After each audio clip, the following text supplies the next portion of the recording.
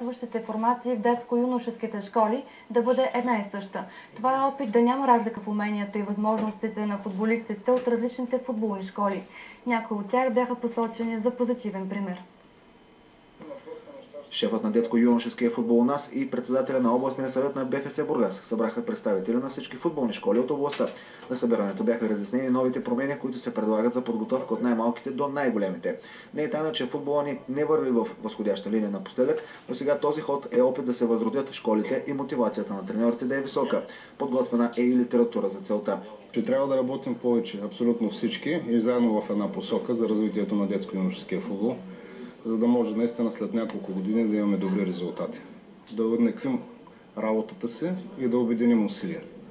Детски футболен клуб Звездичка Бургас бе посочен като позитивен пример за осъвременено и достъпно обучение. Иначе като цяло проблемите, особено на по-малките клубове, са идентични. Аз лично съм изминал тази стълбичка от дете до мъжкия футбол и знам какво липсва в школите, знам на какво е хубаво се набляга. Виждал съм и как работят и в чужбина школи.